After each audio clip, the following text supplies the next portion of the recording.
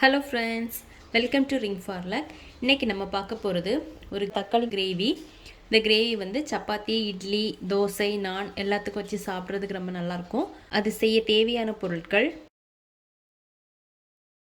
இப்போ அது செய்கிறதுக்கு ஃபஸ்ட்டு ஒரு பேனில் 1 டேபிள் ஸ்பூன் எண்ணெய் ஊற்றிக்கலாம். எண்ணெய் காய்ச்சதுக்கப்புறமா அதில் ஒரு 2 ஏலக்காய், 3 கிராம்பு, ஒரு பே லீஃப், ஒரு சின்ன பீஸ் பட்டை போட்டு கொஞ்சம் லைட்டாக ஃப்ரை பண்ணிக்கலாம்.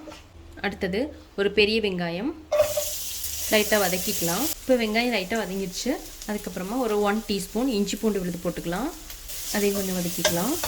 அதுக்கப்புறமா ஒரு 1/4 டீஸ்பூன் மஞ்சத்தூள், ஒரு 2 டேபிள் ஸ்பூன் மல்லித்தூள், 1 டேபிள் ஸ்பூன் மிளகாய்த்தூள், ஒரு பச்சை மிளகா இதெல்லாம் போட்டு பொடியோட பச்சை வாசனை போது வரைக்கும் கொஞ்சம் வதக்கிக்கலாம்.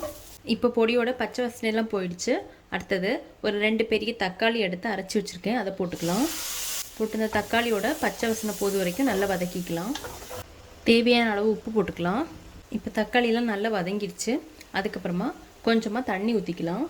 இது கொஞ்சம் கொதிக்கட்டும். அது கொதிக்கிற டைமில் நம்ம தேங்காய் அரைச்சிக்கலாம். அதுக்கு ஒரு மிக்ஸி ஜாரில் 1/4 கப் தேங்காய், அதில் ஒரு 6 முந்திரி, 1 டீஸ்பூன் பெருஞ்சீரகம், கொஞ்சமாக தண்ணி ஊற்றி நல்லா நைஸ் பேஸ்ட்டாக அரைச்சி எடுத்துக்கலாம். இப்போ நல்லா கொதித்து நம்ம ஊற்றின எண்ணெயெல்லாம் நல்லா பிரிஞ்சு வந்துடுச்சு. அடுத்தது நம்ம அரைச்சி வச்சுருக்க தேங்காய் பேஸ்ட்டு போட்டுக்கலாம். போட்டுட்டு தேவையான அளவு தண்ணி ஊற்றிக்கலாம். நல்லா மிக்ஸ் பண்ணிக்கலாம். தேங்காயோட பச்சை ஸ்மெல் போகிறது வரைக்கும் கொஞ்சம் கொதிக்கட்டும். இப்போ நல்லா கொதிச்சிடுச்சு. கடைசியாக கொஞ்சமாக மல்லி இலை போட்டுக்கலாம். போட்டு கேஸ் ஆஃப் பண்ணிக்கலாம். அவ்வளோதான். இப்போ தக்காளி கிரேவி ரெடி ஆயிடுச்சு. நீங்களும் வீட்டில் ட்ரை பண்ணி பாருங்கள். பிடிச்சிருந்தா லைக் பண்ணுங்கள், சப்ஸ்கிரைப் பண்ணுங்கள். தேங்க்ஸ் ஃபார் வாட்சிங்.